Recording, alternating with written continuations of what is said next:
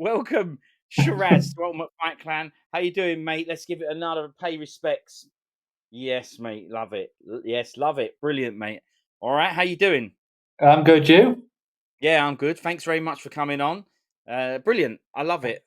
Now, I do know of you a little bit, but you very kindly messaged me on Instagram, and I really appreciate the message. That's the first thing I want to say. You don't have to be taking the time to message me, telling me about the podcast and what you think and all that. And I really, really, really appreciate it. Those little things go a long way for me because doing this stuff, these relationships, these chats, and those messages, they're things that are priceless. So I really appreciate that to start. Thank you, Shiraz, for that.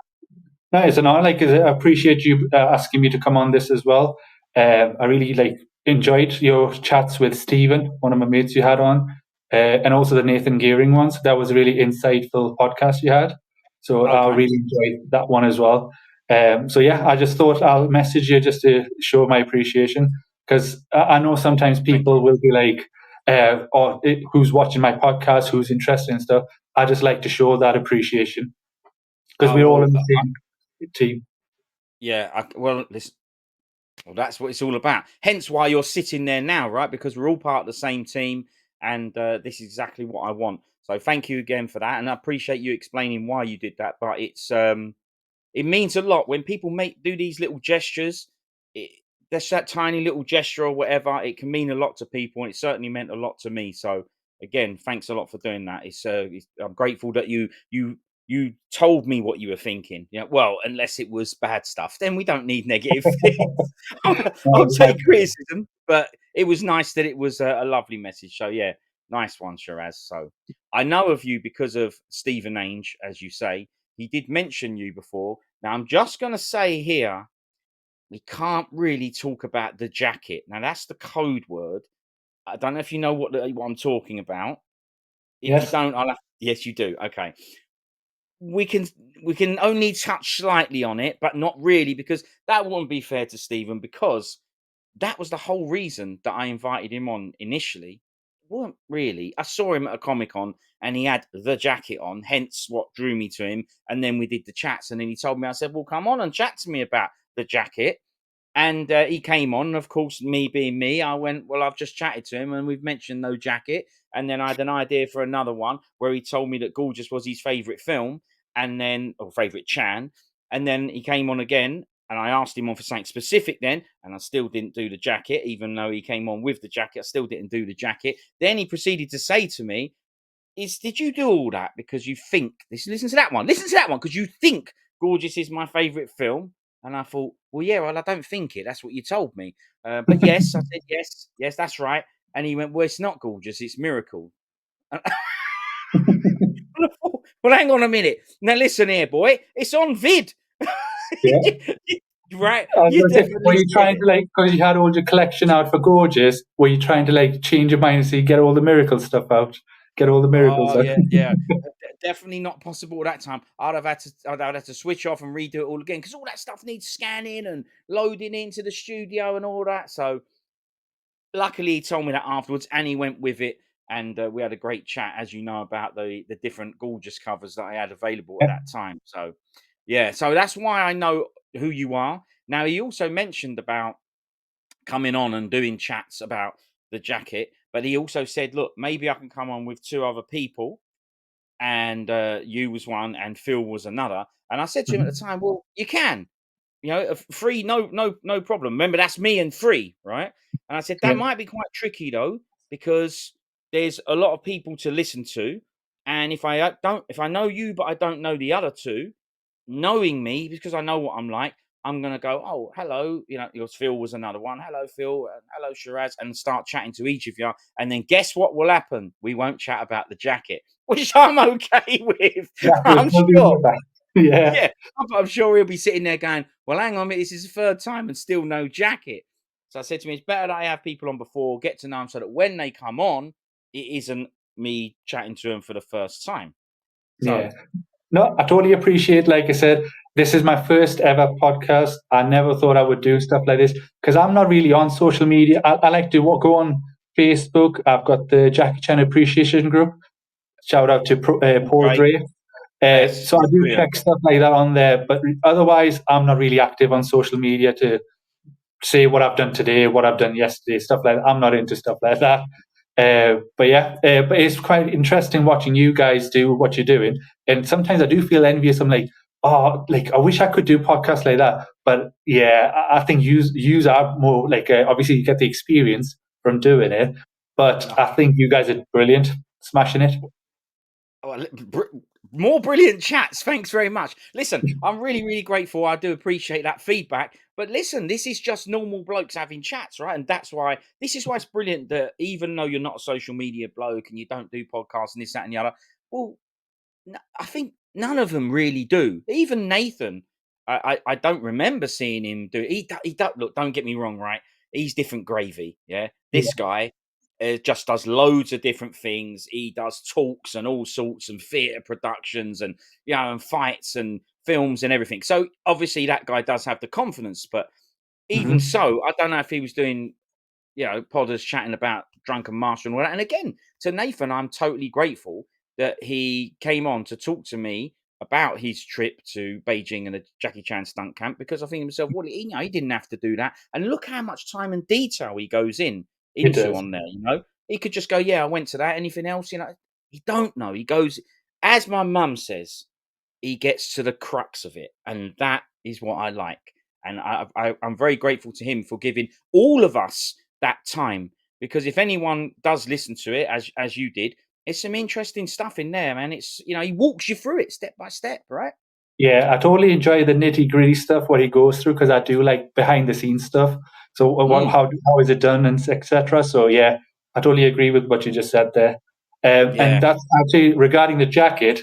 I know we're not going to discuss it much, but I was going to say that's one of the reasons I didn't wear it today because I was going to say like if you do get us three together, hopefully all three of us has got it on, and we can explain why we've got it on, and that's it. yeah, and we can do it Yeah, that so way. very perceptive of you. That's brilliant, Shiraz. I like that. But just got more on the point of that. I want just us lot to have chats, right? You talk about experience. Well, there was, when I first switched the mic on and put the camera up, there was obviously no experience. There's experience in chatting because I love chatting about this stuff, and that's where it comes from. Well, I like chatting about this stuff, and I'm chatting about it all the time. Why not plug a mic in, put the camera on, and have a chat about it? But with other people that like this stuff as well, because there's always that thing. Social media is another one, like you said there. I've never been into it. I don't like it. It's a very time consuming thing.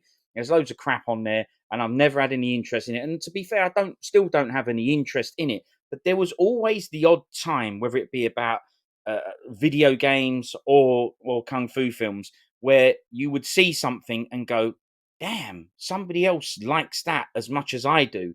And there was always a little feeling there that made me go, that's unbelievable. Even though it's not unbelievable, you just go, I can't believe it. Someone likes that film as much as I do, or they mention that bit, or this bit of dubbing, or that bit of fighting, or a video game, or whatever. And you just go, brilliant. So I always liked that, even from years ago when Twitter and all that first started. I liked that aspect of it, but I never really did anything with it.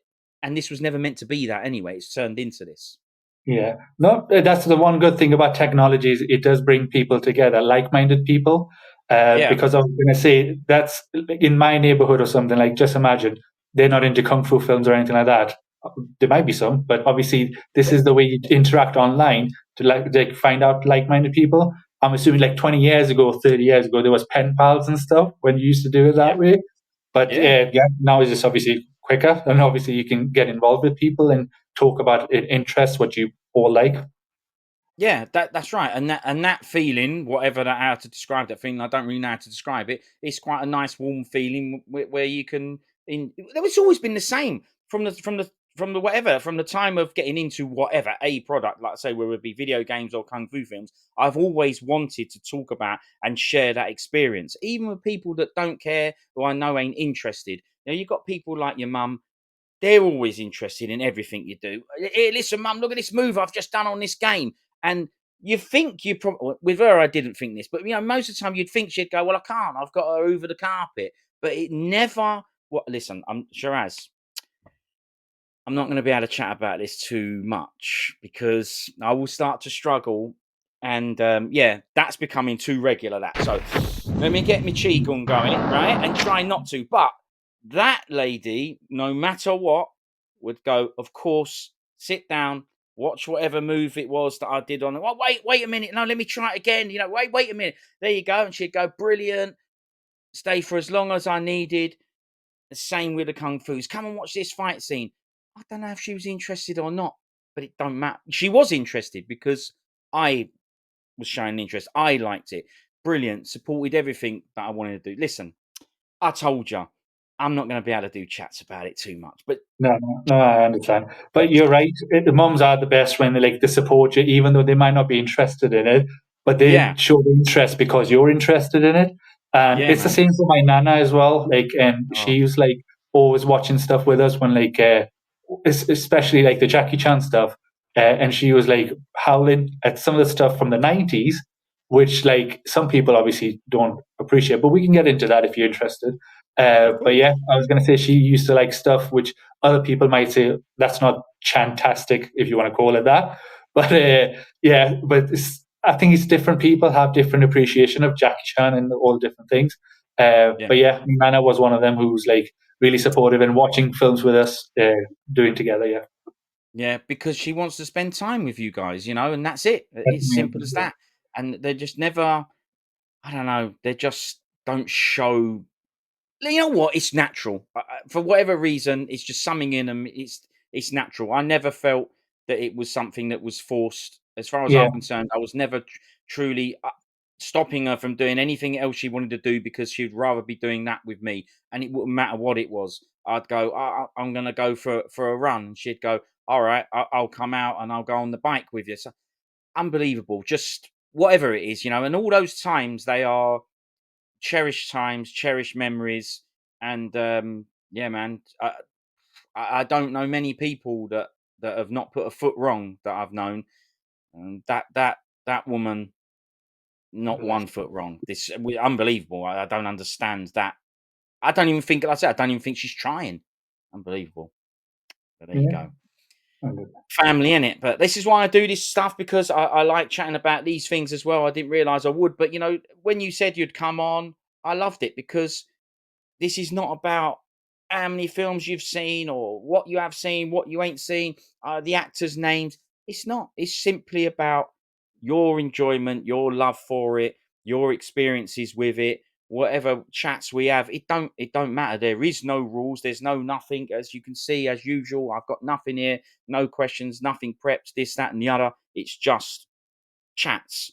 So that's what I'm going to do. I can hear a little twang. I can hear a little accent. You do not have to tell me where you are from, but what part of the country is this accent from? well, Newcastle. I'm from Newcastle, so up north. So I was born here, but then I moved abroad to Pakistan, where my dad's from, and Right? so I was there till I was 14. But Mm. then I came back, so I've been here since then, and that's roughly around when my Jackie Chan uh, fandom started of why I wanted to do it. But yeah, I'm up north. Whereabouts are you? Just to clarify, London. London. London. Yeah, so Yeah. I'm up north, northeast. But yeah, have you been up here, Newcastle? Um, Whenever someone asks me a question like that and I say, I'm not going to say, listen, the answer is yeah, because if I say no, my dad will go, you stupid idiot. Of course you've been Newcastle. Don't you remember when we did this and we did that? So, yes, I'm going to say yes in case, well, he will be listening. But anyway, yes, Dad, of course I've been to Newcastle, but I've got no, I've got no memory of it. But there's lots of things I don't remember. It wasn't a crap trip or weren't a good time. I'm sure it was brilliant. So, no, not really. Now, considering you grew up, well, you sort of your childhood was in Pakistan. Mm. There's no there's no kung fu stuff that you didn't pick up any of the kung fu stuff there. It was only when you came back to the UK, yeah? Yeah, so just basically, just to start, to give you a gist of my lifestyle, how I started. So basically, my mum's from here, and my dad's from over there, Pakistan. Right. Until I was 3, 4, I was here, and then I was taken over there for school, and the culture is different, and obviously traditional. It was more traditional over there, so that's the Yeah. reason I went there. But my action or martial arts stuff interest came from, as maybe loads of people, is from Ninja Turtles from 1980s. So I got into like that stuff, Teenage Mutant Ninja Turtles, and then after that, I went into Power Rangers. I was interested in that again, Brilliant. action. So yeah, I don't have any background in martial arts myself, but watching those movies and stuff or action when you're young, you imitate and try and do those moves or create those fight scenes. So that's the kind of thing I was interested in. And then I heard about, obviously, after Power Rangers, you'll get into. I know some people really don't like Jackie Chan's American stuff, but I'm grateful that that stuff happened because that did put him on the worldwide map. So basically, Rush Hour was one of the first films I seen. Mhm. But when I was young, I did watch. My uncle is a big Bruce Lee fan, so Wow. he actually, yeah. So Uncle's name? Uncle's uh, name? Do we? his name's Alan. So Uncle Alan. Uncle Alan respects. Yeah. Uncle Alan. We like that. Let's go. So, yeah, he was the one who got us into like obviously magazines, and there's Kung Fu Monthly. There used to be in the 70s, the Yeah, magazines. TV magazine. And Yeah. when I was a kid, that's when I was like looking at all these magazines and stuff and just enjoying it, and not realizing in one of the issues there was a young guy called Jackie Chan doing the interview as well for Battle Creek Brawl, or the Big Brawl, what you want to call. Mm-hmm. Like yeah, so stuff like that, you just like glaze through not knowing who Jackie Chan was. And Yes. then even now, when I was like 3 or 4, I'm sitting and there's a home video, and my uncle's watching Enter the Dragon, and then Wheels on Meals, that's on, and I'm sitting with them watching it as well, but not knowing who it is. So it just like links like that coming through and gradually watching it, and it was him who's like suggested. If you remember, in Channel 4 used to do like martial arts kung fu nights. Yes. And Prodigal Son, he recorded that on VHS, and then he Mm. was like, "That's Jackie's older brother, if you want to call him that, Sammo Hung." Yeah. Yeah. There's a new movie out at that time, was Mr. Nice Guy around that time. So I watched that around 99. That was the first time I watched it. I came here on holiday in 99 in the UK from over there. So yeah, I was watching stuff like that. And that's when I got interested in Jackie Chan stuff as well, all these moves. And then obviously Rush Hour was big and stuff like, and his book, I Am Jackie Chan, that was out as well, and my uncle bought that for us. So it's memories like that. I do remember how he Mm. presented it to me as well, because my granddad had a off-license shop, and like one day he was like, "Oh, can you pass me a packet of crisps from there?" And I went over. It was my birthday time, so I went over passing the crisp. But just behind there was the Jackie Chan book. I can just imagine a customer coming through and just taking that. It's like, "Ooh, this is cheap." But yeah, Yeah. I was going to say, yeah, so that's how the memories became. Like, obviously, getting interested in Jackie Chan. And I Yes. don't know if you remember Best of Inside Kung Fu. That came out Yes. as well around that time, Awesome. 99. Yeah.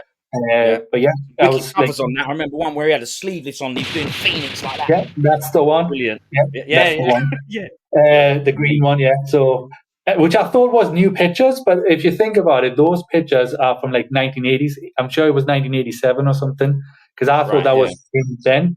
Mm. But yeah, that's how it started for me, is just watching stuff like that around 99. So I was about 12.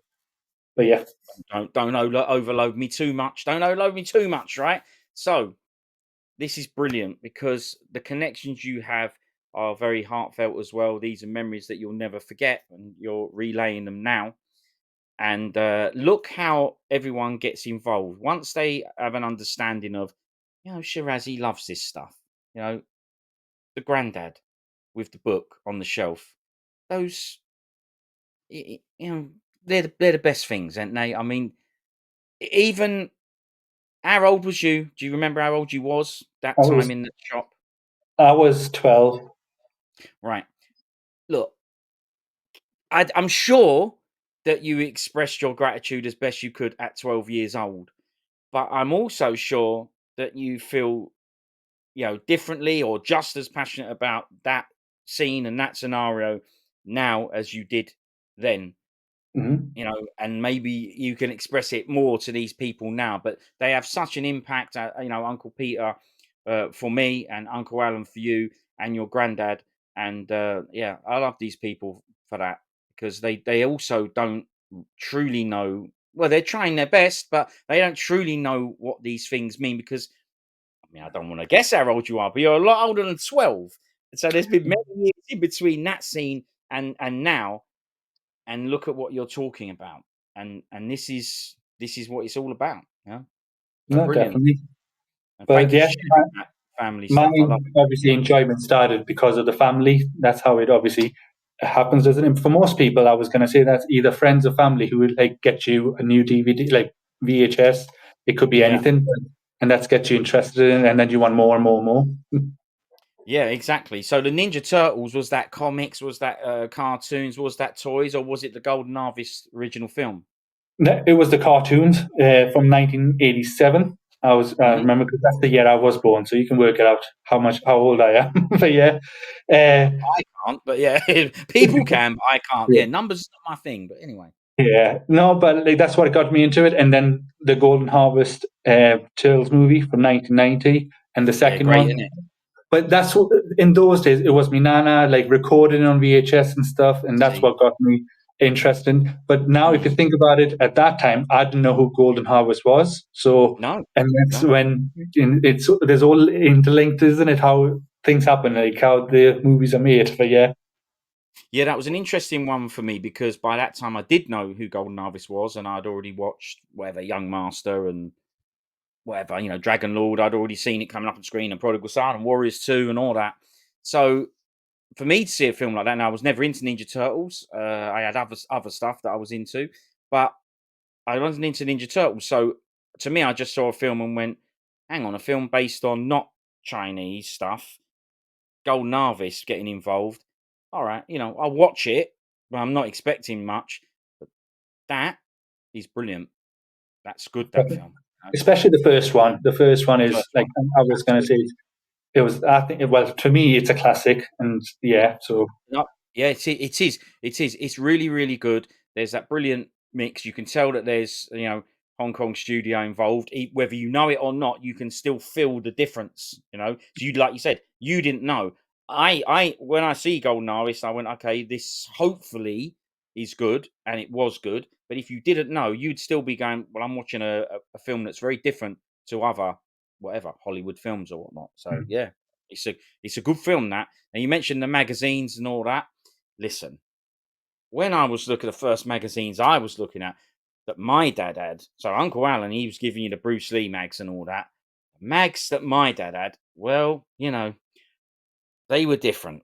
There was no, there was still naked bodies in there, but they they weren't of Kung Fu Man. So he was educating me in a different way. I wasn't meant to be looking at them, but right? But yeah, there was big supplies of those mags or whatever. But eventually, I did see that. Yeah, well, listen, I suppose I'm grateful. You learn all things from everywhere or whatever. And yeah, yeah, right. And it's brilliant because obviously, I'd always, my brother, I lived with my brother. I lived with him, and he was just down the corridor there, and we'd know when there's new stock arrived and everything. But anyway, enough of the mags. But yeah, those Kung Fu monthlies are amazing. They were brilliant. And also, as you say, Inside Kung Fu. Now, Inside Kung Fu, I was always confused. Is that an American mag? Do you know? I always felt like it was an American magazine, I but maybe think not. it is because I think the guy who published it, or one of the, is a Curtis Bong. I think it was one of Jackie's pals as well.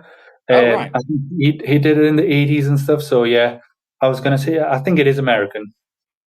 Yeah. And again, another thing for the UK there, where we had things that were available to us.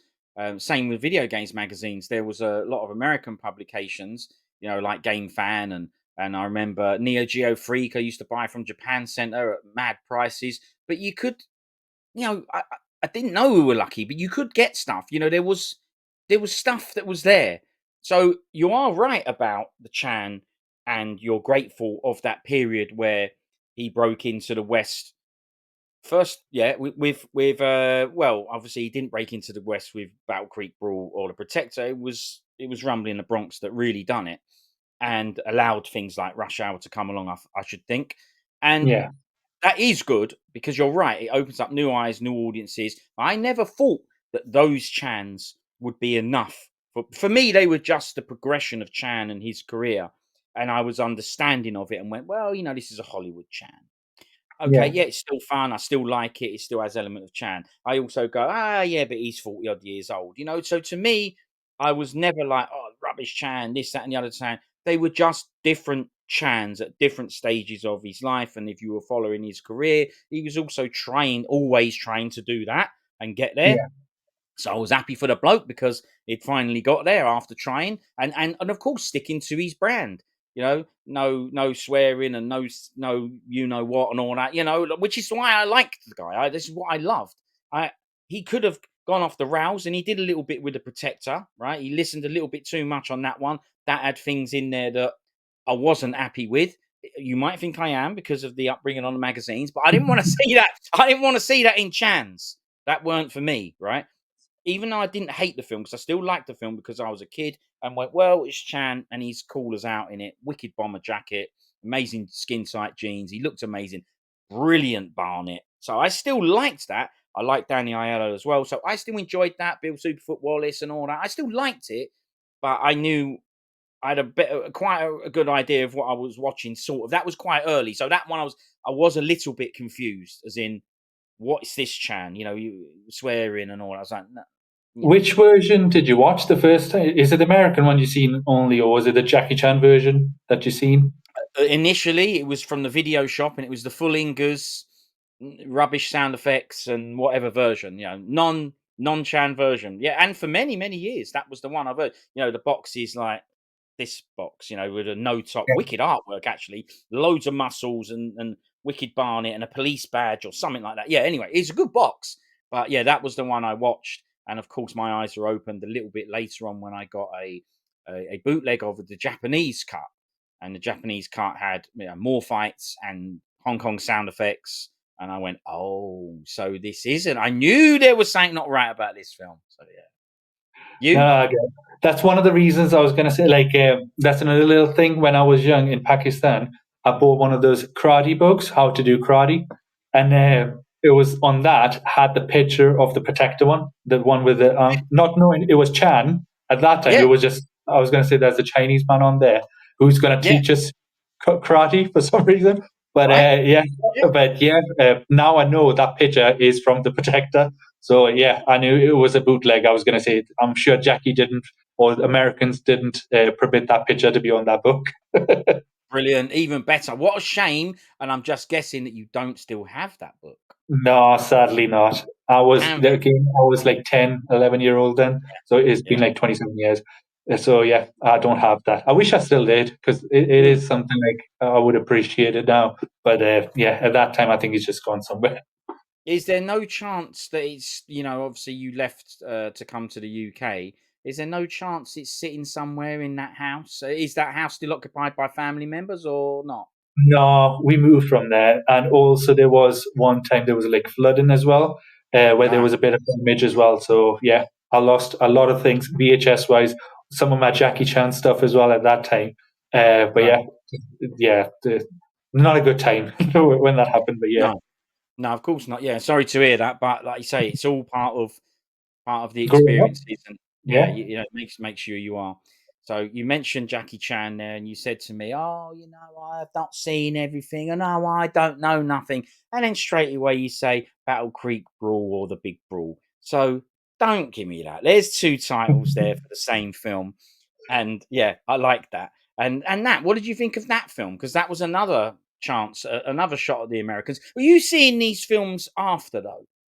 You know, I Yes, mean, you said I Rush started Hour. Is Rush watching. Hour the first Chan? It was actually Mr. Nice Guy, I was going to say, that I watched on getting it through Blockbuster. But again, that was after Prodigal Son, knowing who Sammo Hung was. And then, yeah, I watched Jackie Chan for Mr. Nice Guy, getting it from the Blockbusters. And then watching Rush Hour afterwards, getting it, because I was in England for 3 months, around 99, because I came on holiday. So Mm, I was like getting my knowledge about Jackie Chan. And when I went back, that's when I started buying VHS over there, all the different movies, getting Drunken Master 2, etc., bootlegs, obviously over there.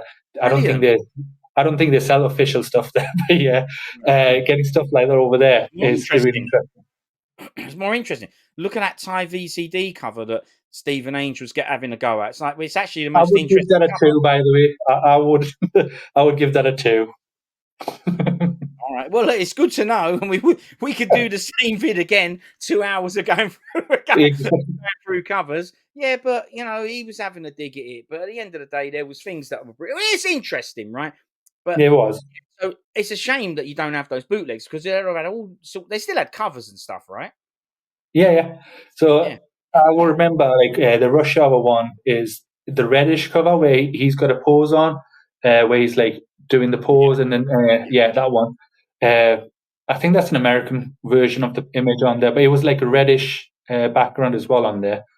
So that's the one I like. That's the one for the bootleg. I think I got for that because I do remember it's like one of those recordings from the cinema at that time. So that's job. yeah, That's what we used to call them. Yeah. People that's going what I to was the toilet, talking about. getting up and all that. Yeah, seeing their heads in front of the screen, right?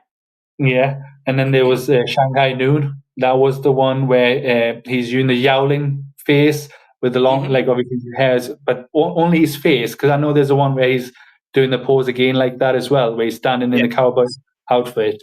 But this one was just the face. But yeah, I do remember those. But that's one of the things which did get lost in those in the flood. But yeah, unfortunately, yeah.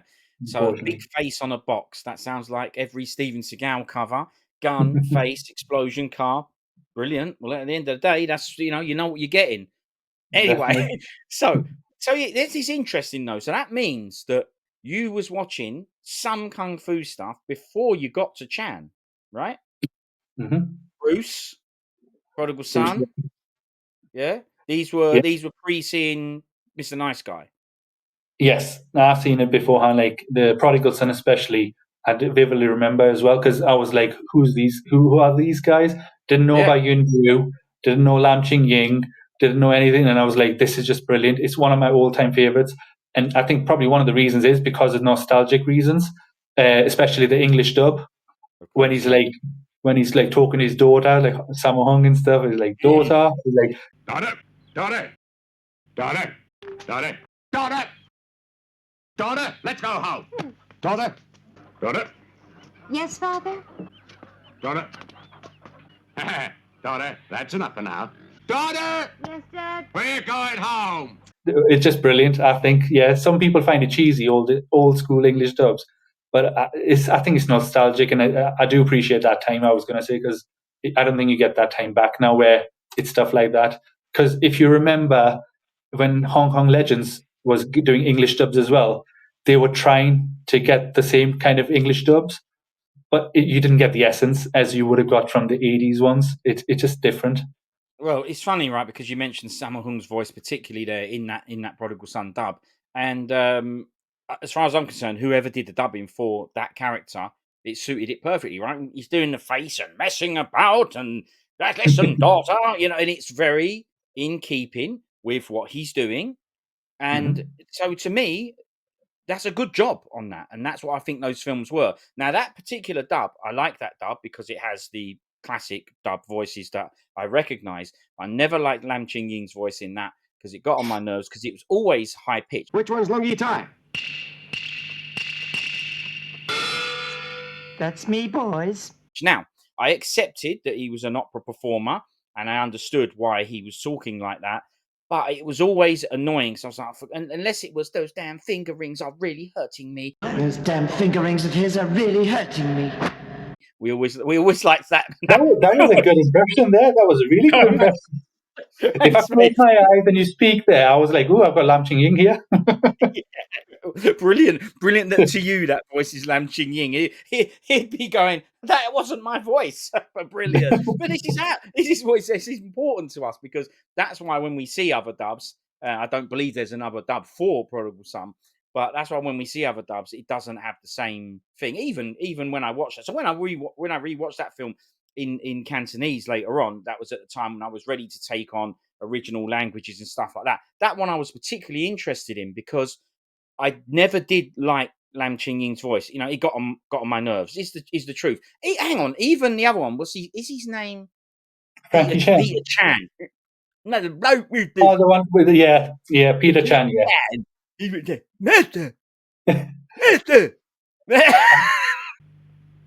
Master.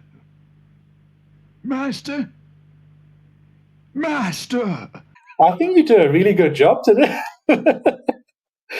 You can put a show on with all the different voices, and it's like, They're ingrained, aren't they? yeah, His voice got on my nerves as well. But I also went, yeah, but he's got things in his mouth. It actually goes with it. That'd be what he talks like. So I think they've done a brilliant job on the dubbing. I don't think the new dubs take any of that into consideration. To me, they do a poor job. They don't look at the characters. They don't look at what they're doing. You've got to notice he's got these. Oh, they're a little bit like who else had them? Oh, Godfather bloke, wasn't it? Brando, he had some of them in his Marlon mouth. Brando, yeah, he spoke that. But I was gonna say, yeah, that's it's the essence, like how they like you used to have make the effort to actually watch the movie. I'm assuming, and like trying to imitate and see how would they speak. So yeah, you're right about that. And It seems that way. Prodigal Son was out for I think by Fox in the US. So I don't know if they actually had an English dub for that done separately or I'm not. not aware of one. I haven't Yeah. seen that version, Okay, but I yeah, haven't normally, either. normally you get a new dub with those. I don't know. I'm just not aware of one. I've never seen another dub. But when I watched the Cantonese version, that, like I said, I was ready to go right. See, especially that film because of Lam Ching Ying, and I went right. What's the truth on here? Does he really speak with a high pitched voice the whole way through? Does he truly do it?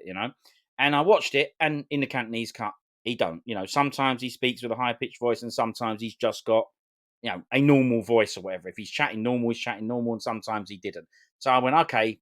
They use that high pitched voice all the way through. I suspected it might not be right, but is the Cantonese one right? Well, probably, but Yeah. that's what I thought about that when I saw that film. But yes, it's a very good film. It's a great film. It's Peter's favorite film, many people's favorite film, and even if it's not their favorite film, it's normally within their top 5 and top 10. If people like to do lists like that, which I don't, but that is a good one, and I can imagine that was strange to see because to see something like that early on, because it isn't modern. Obviously, it's a traditional, and I believe 1980. I think it's not a modern, but it's a very of the time that was very advanced. I'll call it that. There you go. I'm trying to find the words. It's a very advanced kung fu film with lots of elements in there. Sammo truly knowing what he's doing. It doesn't look old, doesn't look dated now. So that would have been pretty mind blowing at the time, but I'm not sure your brain was ready for it. And this is because it was recorded off of TV by Uncle Alan. Yeah. Yeah. Mm-hmm. Are you saying that he recorded that off? I know you shared it as a family, but if he was on his own, would he have just recorded that for himself? I mean, he's Kungs. It sounds to me like he's into it. No, Yes. he's into stuff like that as well. So he's watched all the like kung fu movies. So, but Bruce Lee was his like favorite. But he has seen all the Sammo Hung films, Yuen Biao films. Because afterwards, when I moved here when I was 14, so about 2001, I came back here, and since then I've been here. So around that time, that's when we started watching all like that's when Hong Kong Legends was getting big as well. So when the VHS came out for the Hong Kong Legends, that's when I started watching the Battle Creek Brawl or like all the Hong Kong Armor of God came out, I think, on Hong Kong Legends. After that, DVD started getting big. So yeah, that's when we started watching all of them together. I don't really know how much he's actually seen prior to me, obviously watching it with him, but he was into stuff like that beforehand. Because I think in the 80s and the 90s, that's what I think most people are into. Like, is the kung fu films here in England was big because of Bruce Lee. So he going to watching Enter the Dragon when he was a kid and getting the nunchucks out and everything. But yeah. Sounds to me like he's got some stories. Maybe you need to have a chat with him more. Now, I mean, does he know that you've continued that passion on and you're into it all? Does he know that it wasn't just a phase as a kid and as a man, you're still watching this stuff? No, he does remember still like watches Yeah, like the. I'm into Jackie Chan especially. That's when he's like buying us stuff or like just watching stuff with us. Even the latest movies, in the 90s and the 2000s we started watching. But it's not the same as it was when you're obviously younger. You have that nostalgic feeling watching as a kid, something new, brand new. So yeah. But regarding Prodigal Son, yeah, that came out I think in 1981, and yeah, it was. I was gonna say that's when it started going from. As Jackie Chan says it as well, how it's changed the action scenes from the old Drunken Master style, pa pa pa pa, and then going to more faster, pa pa pa pa, with a rhythm. That's when he started doing the Young Master stuff. So that's why I was going to say Encounters of the Spooky Kind. And then this Yeah. one was, I was going to say, it's the camera angles and the choreography is just fast paced. So it's even now, it's still, even though it's a traditional film, even now, I think it still goes with the times and anyone can watch it because it is based in a certain time period, but you can still follow the story and just watch it without worrying like, oh, this is too slow or anything like that.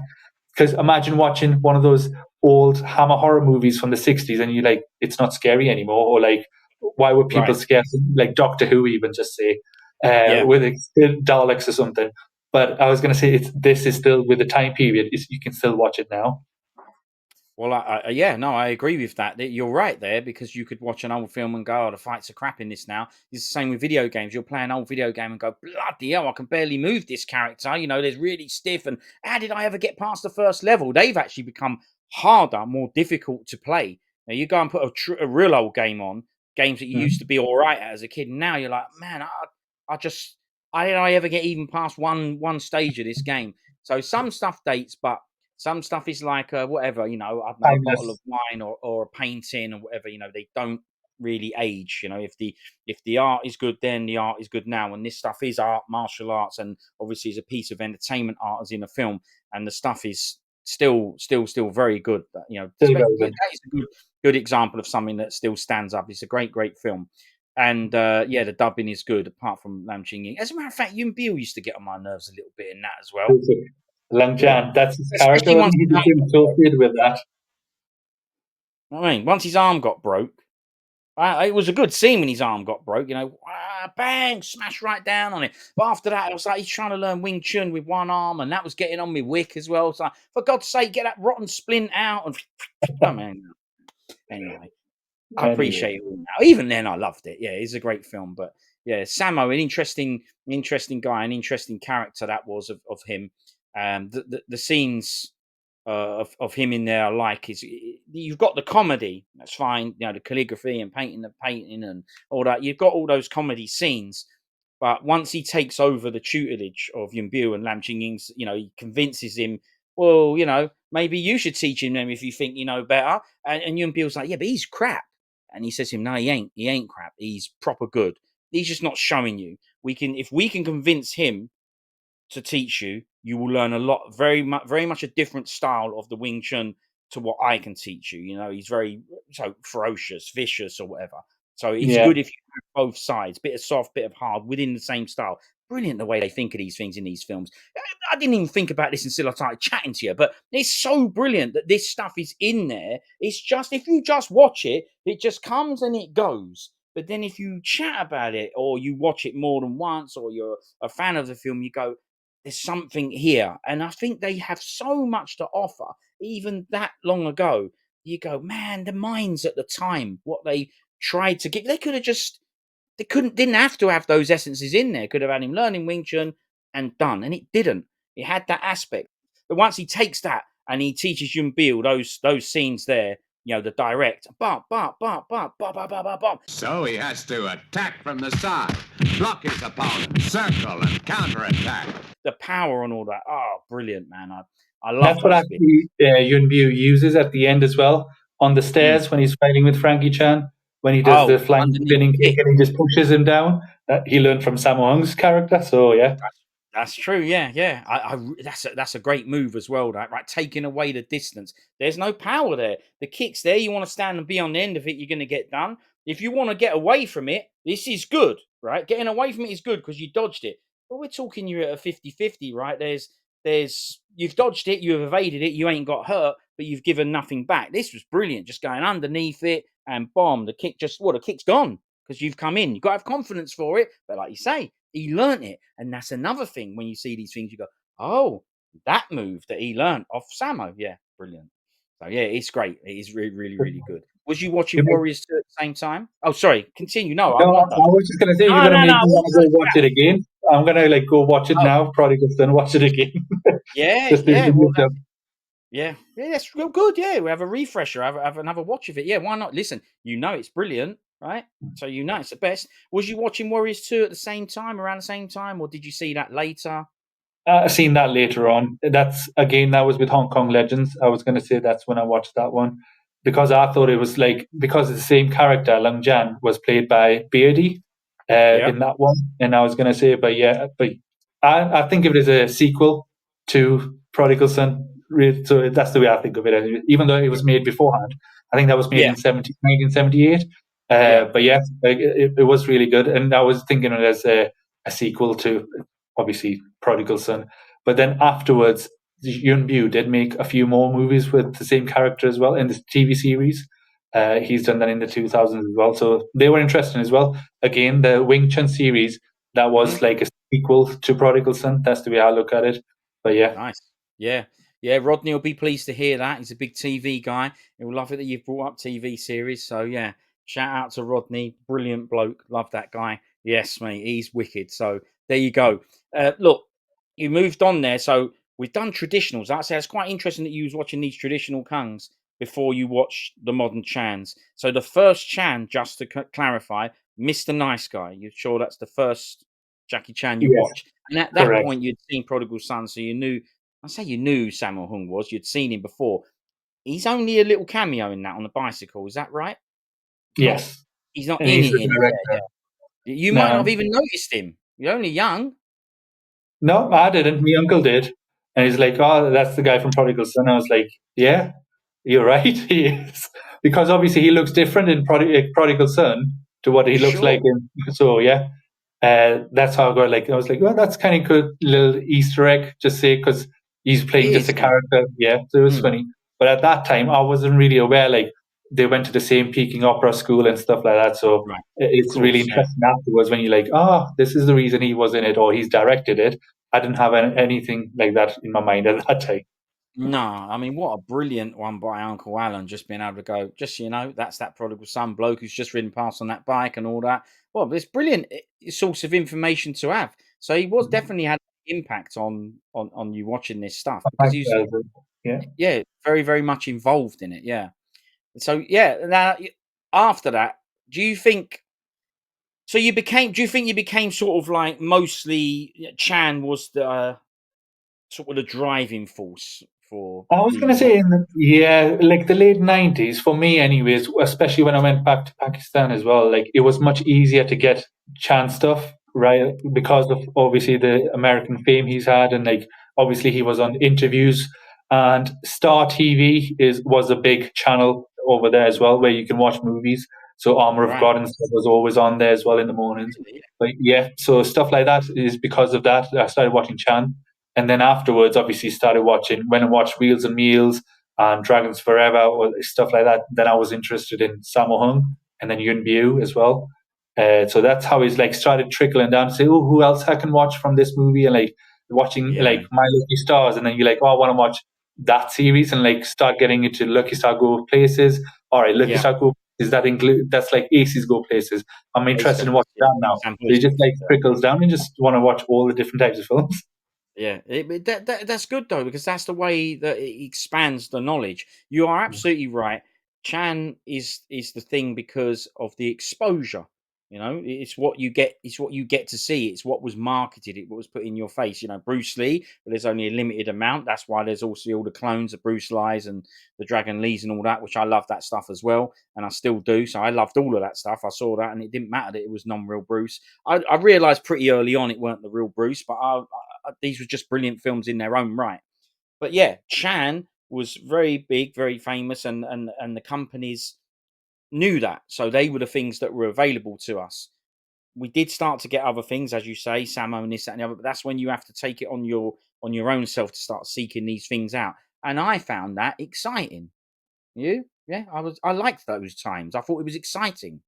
Not having it in my face, going to find it, finding little gems, even if it was Krusty Yellow Koala, I still went, brilliant. I've just seen a new film or a different film, or like you say, Free Against the World. That was one I always had Krusty Yellow Koala. It didn't matter what version I got. It was always Terrible Koala, but it was an Andy Lau, and he was brilliant in it. And I was like, this is a brilliant film. So you always felt like you were watching something special or little gems, and like you say, you get that little feeling every time. Yeah. I think in those days, especially before the internet got big and eBay came and stuff like that, you were getting stuff with all different types of titles as well. You thought it's a new film, but when you actually put it in, it's the same film what you already got, and you're like, oh, darn it. I wish it was something like brand new, but yeah, I had stuff like that when like got. I think it was Gorgeous or something as well, and it was actually a different film altogether. Thinking it was Jackie's new movie, but it wasn't.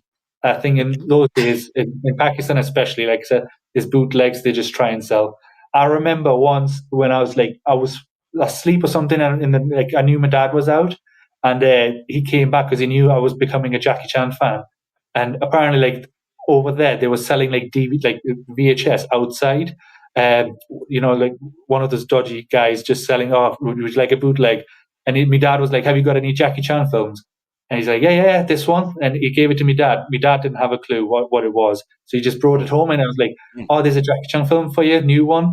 I was like, "Oh, get in. Thanks, Dad." And I went for it and I put it on. It was one of Al Pacino or something. I was like, "This hasn't got Jackie Chan in. You've been you've been duped, Dad." But yeah, I was disappointed. But yeah. But you But remember it. So. yeah, it's a great story, and it doesn't take away what your dad was doing. You know, the fact that he saw that stall, asked for a Chan. Oh man, I love that stuff. That's so nice of him to do that. I honestly don't think I would have told him it was a Pacino. Unless he saw it, I would have said, "Brilliant, that Chan. It was a good one." You know, because it don't I need think I two was too young to appreciate what he actually did. In hindsight, I yes, he understand. did do it.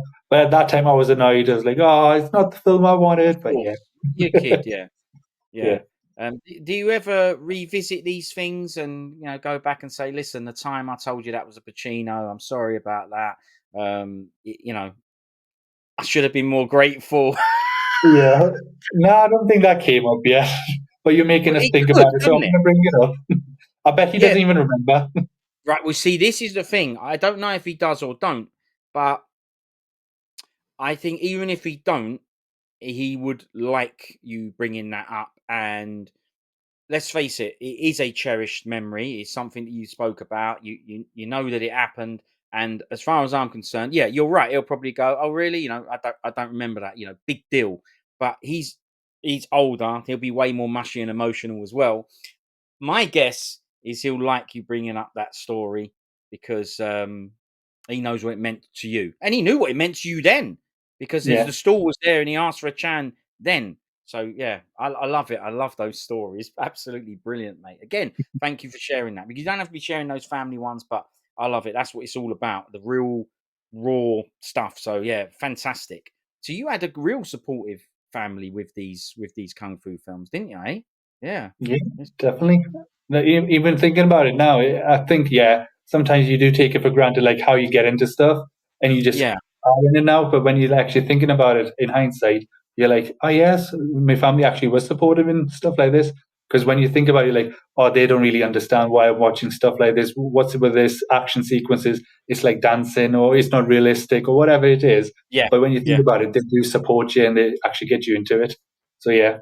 Yeah. You see, that's exactly right. And it's nice to revisit these things, talk to them about it because yeah, it means then they know what it means. So like I said, they have an understanding of what it means to you anyway. But yeah. So then you got what? Russia? What was after? Oh no, you went back after the Mr. Nice Guy, you went back and watched some older Chans after that, yeah? Well, yeah, Wheels on so Wheels, Dragons Forever and stuff. Yeah. went for Wheels and Meals, watched Police Story, the first one. That was epic. One of the best, obviously. Wow. But before watching those, around that time in '99, the documentaries came out for My Story and My Stunts. Again, more Yes. exposure for Jackie Chan. So I Mm. love those two as well, and got the Same here. VCDs as well at that time. Yes. Again, yeah. So watch those and trying to like enjoy it. Again, not me, Uncle Alan, another my dad's brother in Pakistan. He had a VCD player at that time in '98, '99, something like that. Mm. And I used to go to his house, not to see the family, just to get the get the VCD out for Jackie Chan My Stunts and watch it on there. And it was It's just brilliant. Those were the best it's times. a 2-in-1 thing. They would have loved seeing you anyway. And so, yeah, don't you worry about that. Maybe don't tell them that story.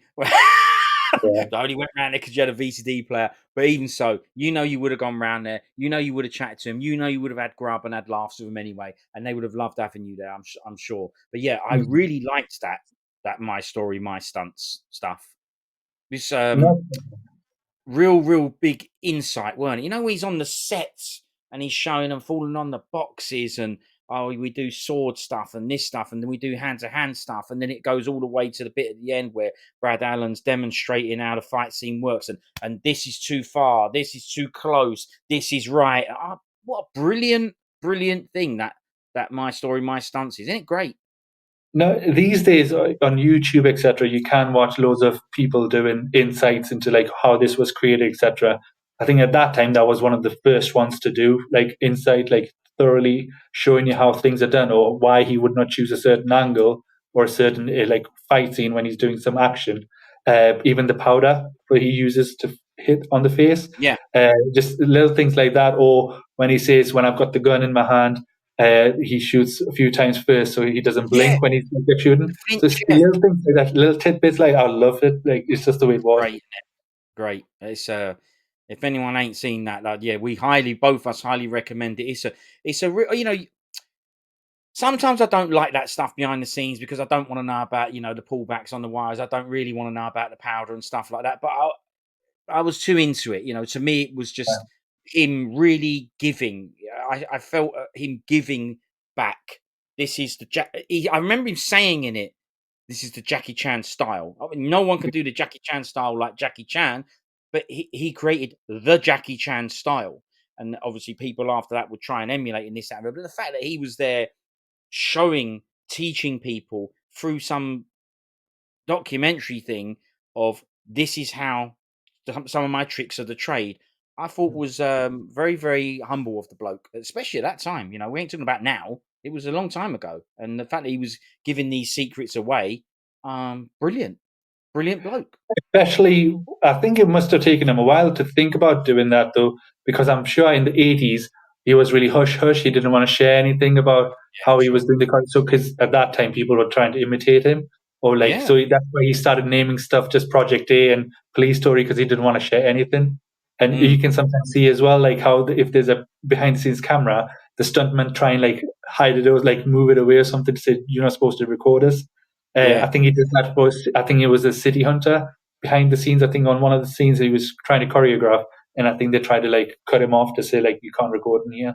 But yeah, you get the insight. But I think it might be because he was getting big in America, and they told him like, it might be something they're interested in. And I don't think it takes anything away from like if it shows how the wire pulls are done, etc. I don't think it takes anything away because it's still amazing stunts and like how it's choreographed.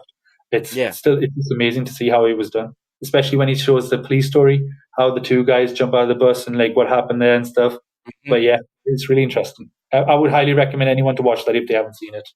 Yeah, it's great. It's very, very, very, very good thing. Like you say, it doesn't ruin anything. Never ruined anything for us, and we were deep in at that point. But yeah, it seemed like a strange decision at the time. Even at the time, I was like, "Wow, how am I getting to see this stuff?" You'd think you'd get to know it if you visited the set. You might get a few behind the scenes secrets. But blimey, yeah, that is a real eye opener. But it actually made it all the better because there's definitely skill there. You couldn't know these things, and when we're talking about replicating it, you can't. You can be told these things, but doing these things is is a different story, right? My story, yeah. Well, why not? Why not try these ones? Yeah. Now we know why. We know the exposure. We know where it came from. Magazines, Uncle Alan, Bruce Lee's stuff that came out on the TV. But you didn't have to continue watching these. They didn't have to have an impact on you. You think you can try your best to explain what you felt when you first saw Chinese man doing fights, right? What you've felt. Now, the Bruce Lee stuff, it may be too early where it just sort of came and went. So you don't have to explain them because it might not have meant anything. It might have just been stuff that was put on the telly and you just consumed it like I did. I mean, I know what I was thinking when I was watching it, but do you think there was a moment where you went, right, this is a thing now? I don't care about the next Schwarzenegger film. I care about this stuff. I want to see more of this type of film. Do you remember, was there a time or a film that you watched that made you go, all right, I'm in? I would say just around the same time, around 2000, I was going to say when started watching like Drunken Master 2. That was one of my all-time favorites as well. And the reason it is Jackie Chan, I know some people will say like, oh, Samo's better, or it could be this person, that person, Lau Kar Leung. It's just he was like one of the first ones to, like, for me anyways, was like an everyday man just like trying to get away from stuff, and like, but does it in a way which is not possible in real life usually. It's like when he's jumping around and flipping around and like doing the steps on the wall, jumping on the wall. But it was just the intricacies of how he did it just got me interested in how he's different from Sylvester Stallone or Van Damme or Arnold. So that's why, because if I was in Pakistan, I was watching like Indian movies or anything like that. They try and impersonate Jackie Chan as well in their movies, but it doesn't feel the same. It's the way they shoot and stuff. There's loads of Indian movies, I was going to say, where they try and imitate Jackie Chan. Yeah, no, I've seen plenty. I've seen a lot as well. Yeah. Have you seen that? Yeah.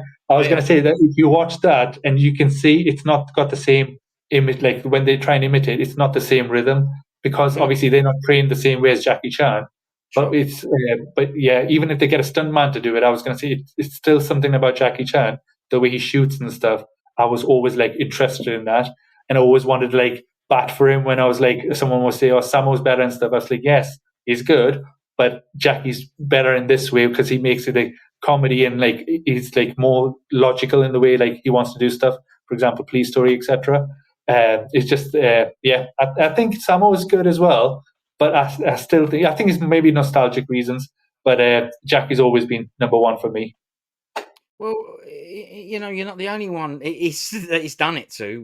We all got the bug, and these other films are amazing. These other people are amazing. I mean, it's a strange comparison. Which one's better, Sammo Hung or Jackie Chan? Because I was getting done with Chuck Norris's and Van Damme's, and mine was an easy. It's like, no one was saying to me, "Who's better, that bloke or that bloke?" And they were, but it weren't Hong Kong versus Hong Kong. It was Hollywood versus Hong Kong.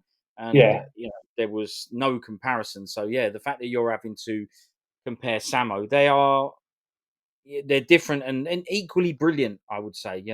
And a lot of people love that guy, and so they should. Samo's does brilliant stuff and bit more vicious, bit more nasty, little bit of blood and stuff like that. Not the same, but he's Samo. He's doing his own thing as well. Yeah, I think that's one of the reasons. Like, obviously, Samo is big because Jackie learned from him as well. Obviously, that's when he started. So, but it's just, I think when Jackie started, no swear words, etc., and no blood, I think it just became more universal. So you can watch it with the family, and then you become more intrigued. Like, I was watching movies with Nana and stuff. Some of the Samo films, I might not be able to show them. So yeah, it's just like, I think maybe that's why Jackie's got more interest for me in that way. But not saying I can watch Samo films, all of them as well. But some scenes you can still say, he went a bit too far with this, if he's the director, etc. Like some of his stuff, Iron Fisted Monk and stuff, I was like, it might not be suitable for watching with the family. But yeah. Yeah, I mean, fantastic film, very, very questionable scene in there, which has a few different versions. I don't know if you've seen the full version of that rotten scene in Iron Fisted Monk. That's one of the films I actually haven't seen fully. I remember I might be getting it mixed with Warriors 2, with the bamboo fight scene. But is that the one with Casanova Wong? Casanova is with Warriors 2. Right. Iron Fisted Monk is the one with Chan Singh. Yes. As playing the monk. Is it Kung Ha Kwan at the end, the fight scene? Oh yeah. He's the one doing the rotten scene as well. Yeah, I can't really remember much of it, but I remember, there's a rotten scene, but I don't think which version I've seen. It might be the Hong Kong Legends version, but if that's the cut version, then that's the only one I've seen. Yeah, it doesn't matter. No version is cut enough. If you like, well, no. I take that back. I want it uncut, 100%. Whatever he shot and supposed to be there, I want there. I will choose to fast forward. Thank you very much. If I want to fast forward, but that scene is rotten. However, I do understand it, as in you don't need this bad a reason to hate the bad guy. But I understand, by the time he was mashing him up at the end, it was, go on, smash him in or whatever. It was created a very horrible, nasty guy. And he got his just desserts, as they say. But you are right. there's not many things I can say that Samo's done that are that bad. But yeah, with the Chan protector aside, Yeah. I don't know a Chan I couldn't watch with anyone. With a kid. You know what I mean? Yeah. Well, yeah. maybe Shinjuku incident, if you remember. Yeah, okay, yeah, but you wouldn't put that on because it's not that type of Chan. Do Yeah, you know what I mean? I might just put Spy Next Door on for them. Yeah, that's it. Yeah. Listen, look, you were right. That was the question essentially, and you were right to go. No, you're wrong. There is a Chan Shinjuku's. So yeah, you're right, and and the Foreigner, and there's many like that. But where you'd go, all right, real Chans then. Where we class as real Chans, but yeah. Was you trying to sell Chan to people? And I don't mean for money, I mean sell the person. Go, look at this, look at that. Was you the same school friends? And, was you bantering Yeah, I around? was going to say that's one of the things when you did show it was Drunken Master 2. I put on from one of my friends and they proper got into it. But this is school time, so I'm not really in touch with them anymore. But I used to do that when I was younger, like when they come over and stuff, just put go to their house and stuff, and I would put on I've got this VCD here if you want to play, and put Jackie Chan on. And Who Am I was a big one as well around that time, which I did put on VCD, and you get the family to watch it together as well, and the friends come over and stuff. But yeah, in those days, that was the kind of movies we were watching. Is Who Am I? The end fight scene, everyone was just awestruck about what he was doing at that time. But yeah, that end fight scene is definitely fun. Me and my brother's favorite bit of that is where they do this stupid idea of going, all right, you've got whatever a minute to do him or whatnot. And it's brilliant because the bloke, he starts to overpower one of the blokes, and the other bloke standing there when he's watching, he goes, 30 seconds. 29 seconds. And it's brilliant because he goes, shut up. 29 seconds. Not bad. Hands up! Shut up! It's like, I'm getting mashed up here. I don't care about the time thing's out the window. I'm just trying to survive. But yeah, that was a fun film for a modern post Power Chan. He was still doing good ones then. Is that the one with the music of is that one? Yeah, Emil Chow sang that as well. Yeah, what Chalala Cho, I think that. Yeah.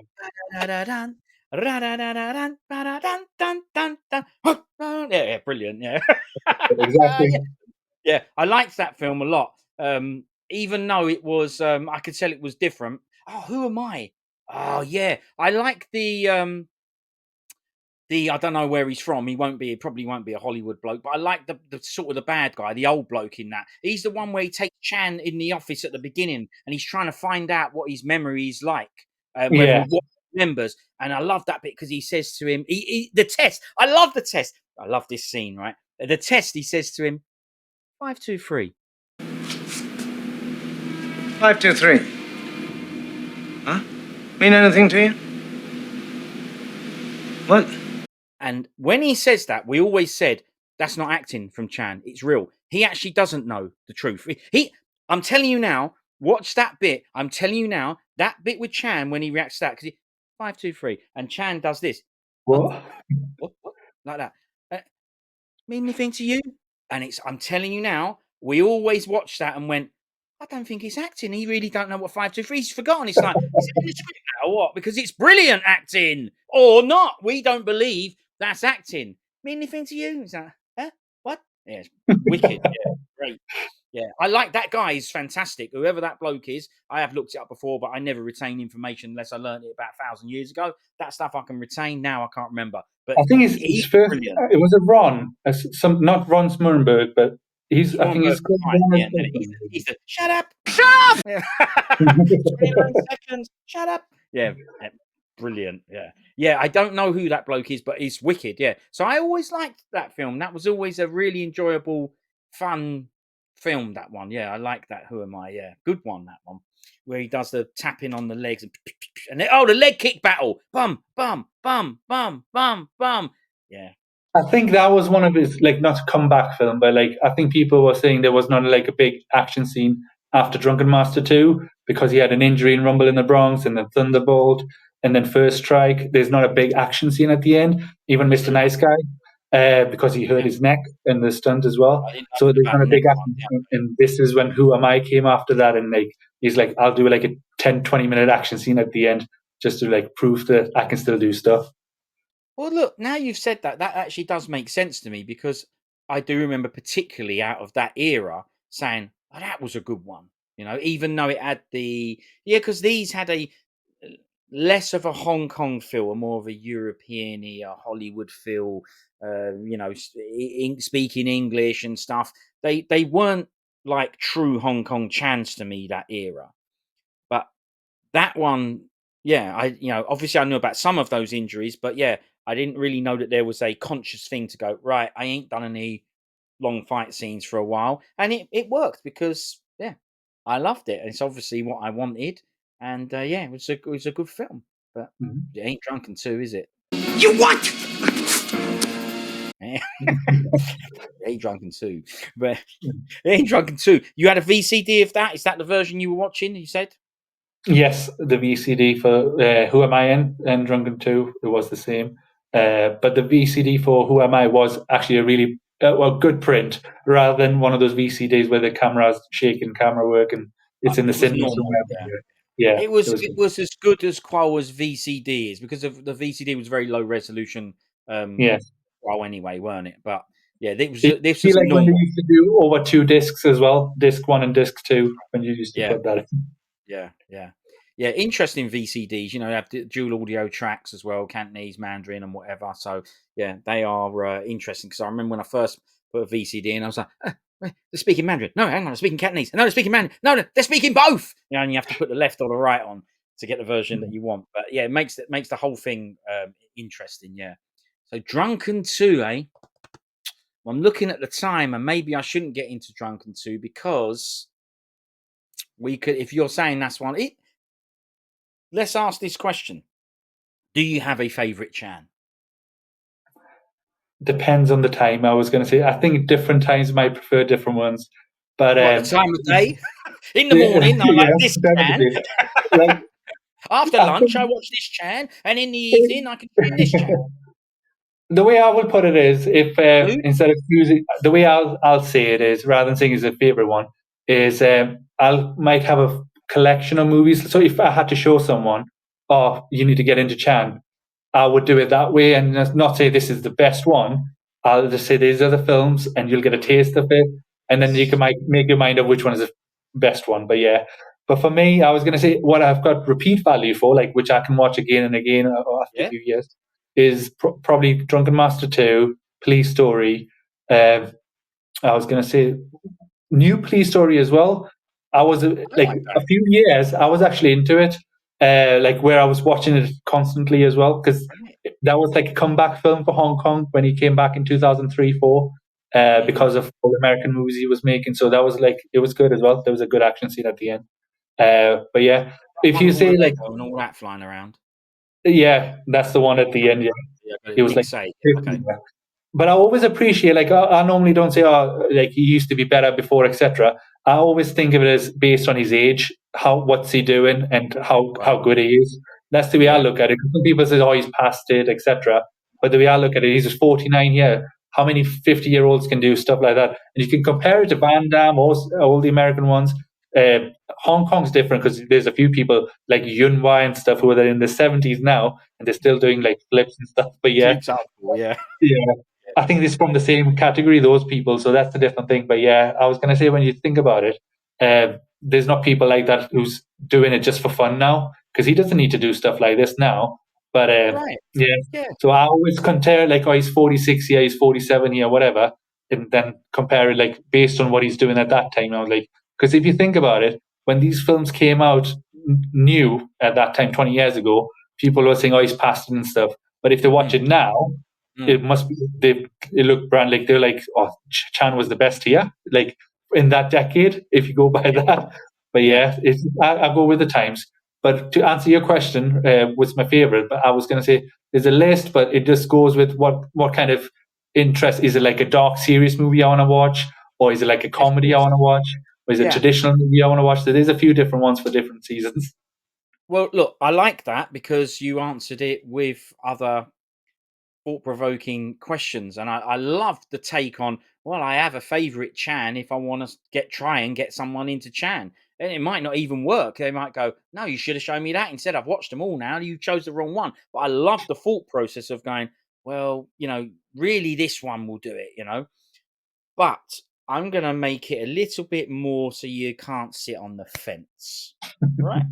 But you weren't sitting on the fence. That's just the term, because you wasn't. You had your different reasons for it, right? What mood am I in?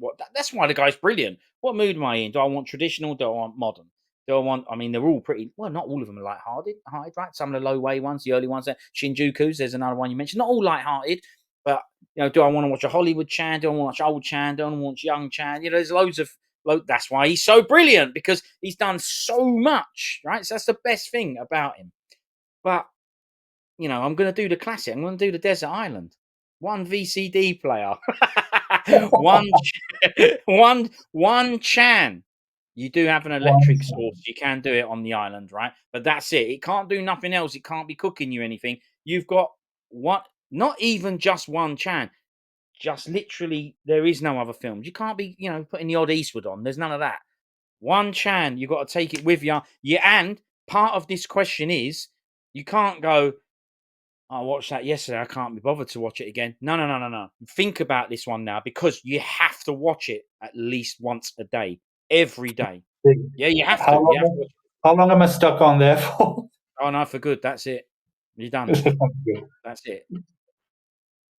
One Chan. You've got to take it with you, and you've got to know that it's got to last you for good, and you've got to know, I've got to watch this every day. Which one is it? When you put it that way, I was going to say I'll probably go for Drunken Master 2. Just for the reason I was going to say is because it is, I do like traditional stuff, but that was when he came back to traditional as well after 15 years of doing modern stuff. So like doing traditional, so it's got that value for me. And the fight scenes are like sporadic. So basically, there's a few fights in, because when you think about it, Police Story, there's a good start and good ending. If you think about it in the middle, it does get like, it's good, but if you wanted to watch it for action, there's not much you can say. Like there's 3 fight scenes of something on that. Rest of it is just about Bridget Lynn and like trying to work with him and stuff like that. But I was gonna say for fight scenes and like, because if you're on the island, I was gonna say you probably want to watch some action scene rather than a drama. You don't want to get down. So I was gonna say probably go with Drunken Master 2. You see, I said think about it, and you did, right? Because you could have just chosen. That don't mean it's your favorite film. That question, it wasn't what is your favorite Chan. That's what Chan would you take there. And your reasoning is brilliant, because you could go, but Police Story is better. Well, we're not talking about what's better. It's the same with Rocky. I know 1 and 2 essentially are the best versions. I know that, as in I watched them and went, damn. When I was an adult, I watched them all as a kid. But when I was an adult, I went, and these are actually really good, proper films. Would you say, so if you were on the island, which Rocky would you take? The first one or the second one? Oh, no. What? I want to take 4, Rocky 4 with me. I don't want the first or the second. That's what I was going to say. Rocky 3 and Rocky 4 for me is repeat value, where you can watch it again. What is it? Yeah. Why did I get done with 1 and 2? Let me do the whole Rocky, all the Rockies. 4 I would take, and if that was out of stock, I would take 3. But that's the thing, and that's what you said about Drunken Master 2. So no, look, it's one of your favorite Chans. It's not your favorite Chans in that scenario.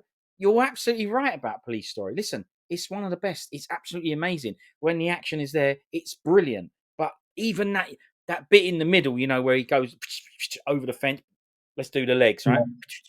Over the fence and boots the bloke out the window and all. It's not, there's a little bit there. So he gives you a little bit there, and but it's all, when you watch it as a whole, it's all the tension and all the building up in the brown jumper with the sweats and everything. It's all building up to, especially when you've seen it. See, that's a weird film, that, because when you've seen the film, it actually gets better. You'd think that, I watched this film and I didn't know that massive fight scene in that shopping mall was going to happen. And so when I first saw it, I was like, oh my God, I was blown away. And of course, yes, I was. But when I watched it after knowing that, after watching that scene hundreds of times on its own, I then watched that film and go, but I know what's coming. And it was like a build-up. Oh, brilliant. You know, because you start to, you see the brown jumper and you go, oh, I know what's coming. It's got the brown jumper. Oh, Brilliant. good one, Drunken 2. Very, very good film. I wish I could say, like, obviously it's a shoulda, woulda, coulda now, but how it would have looked if it was just Lau Kar Leung directing the whole thing, how it would have been at the end and stuff. But obviously Jackie took over, but and there could be like loads of deleted scenes, because I know there's a scene when they were in the prison as well, when they're locked up, and there's a fight scene apparently there as well with when he's got the boxing gloves on. That's stuff like That's that. I would right. love to watch that. Yeah. Yeah, of course. Yeah, but it's meant to be. And I do think the tone and the fighting changed. I think you can kind of sort of see and go, I think this is Chan now. Once you know, you go, all right, this is Chan. And don't get me wrong, listen, if we want, we can get into Lau Kar Leung, no problem. But this is somebody that I love his films. I love his philosophy on filmmaking. He's real kung fu first. If he shows the kung fu and he does a good reputation of the kung fu, he's done his job. This guy is one of the best. It's a great pairing. Unfortunately, for whatever reason, it didn't work out. I also would have liked to have seen what that was like, but we did get an absolutely brilliant result regardless, didn't we? It's great. It is a I great think it's film. like in the first few fight scenes, it's obviously Lau Kar Leung's fight scenes. You can tell it's more like traditional, but I think it's just the fight scene at the end, isn't it, where he's just Jackie took over. Even like it's halfway through. It's so when he starts fighting with 4 or 5 different people is when he starts at the end. I think that's Jackie style. But before Yeah. that, when he's like fighting with one of the guys with the hat on, and he's got that chain. He's like that's still, I think, Lau Kar Leung, I think. Okay, yeah, interesting. Yeah, be interesting to know, to be able to get that information and break it down. Which bits was solely you, which bits was Lau Kar Leung, because he's down as the director. But was he the choreographer, Lau Kar Leung? I don't know if he was the choreographer. I He's, can't. I think Lau Kar Wing and I think Lau Kar Leung. It was that team who Okay. did it at the beginning. Yeah, Yeah. but then Well, Chan I took think my over. He favorite. got his Mars and stuff. They started Yeah. taking over probably. Yeah. See, for me though, I think Anita Moy interrupting it aside, my favorite fight scene is the one in the market with Henry, I think his name is. Where they all try and give him grief, and where he gets really, really drunk, and T Lung comes in at the end of it and it's like, you've been drinking. Yeah. Yeah. So that scene, but she keeps coming in and interrupting it and going, oh, quickly, everyone, go and get some drink for him or whatever.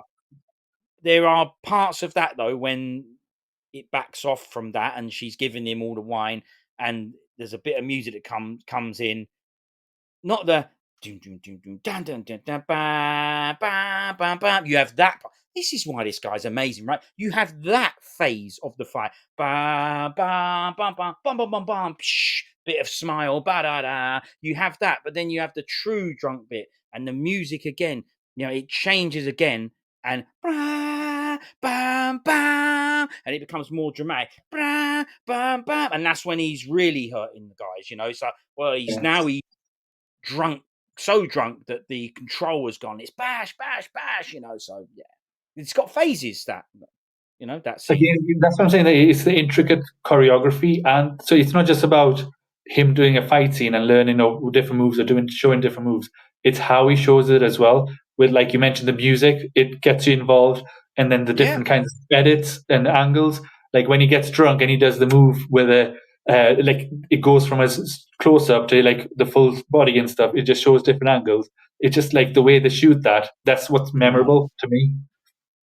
Man, there's a skid he does, where he sort of runs in and slides back. That's amazing. Oh, it's brilliant. Look, we should probably do, and maybe you're the man for it. We should probably do a drunken 2 podders just on that film. Go away, rewatch it, make some notes if you want, and have a chat about it. That would be a good one because it's a good film, a fantastic film.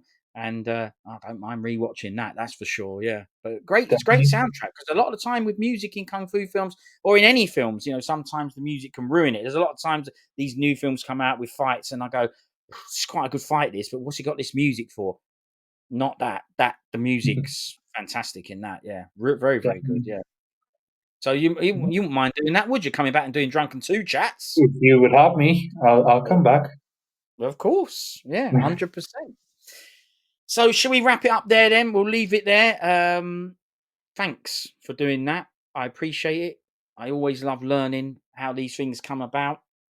Appreciate, again, I will go back to appreciate you sending me the message initially and reaching out, because that's what created this team up. I love it. I love learning all about it. Thanks, Sharaz. I appreciate it, man. No, thank you for having me as well. And like I said, we should do it again with the other two as well. Of And we can course. discuss the jacket. It'll make an entrance. Listen, it's destiny, right? It's going to happen. These things have to take time. They have to mature, and this, in my opinion, needed to come first. So, and it has, and I didn't know that it was going to. So, brilliant. Thanks a lot, Sharaz. You made it happen, and I appreciate that very much. No, funny. I hope you have a nice night, anyways. But thanks for your time. Oh, you're going, are you? All right, no worries. no problem. If you are going, then we forgot one thing.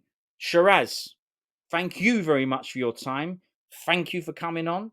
Thank you for sharing all those brilliant stories with us, including all the heartfelt family stuff. That's something I truly, truly love. Love chatting to you. This is the first time that we've met. Yes, we know it's not in flesh. The rest of it has just been some messages here and there. This is the first time that we've actually met, and it was instant. Bomb on the camera, press record, and that's what you got. But thanks. I've really enjoyed meeting you. Very, very nice to meet you, Sharaz.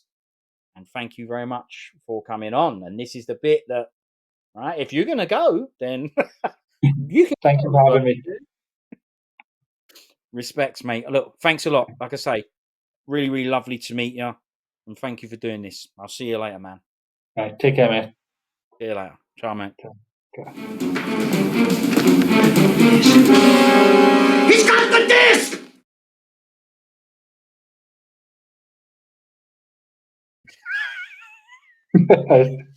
Right, look, so we're in, it's recording, and I'm just gonna, start. Okay, right, ready? Yeah. Oh, whoa! Hold on. Yes. All right. No, I'll take it. All right. Okay. Yes.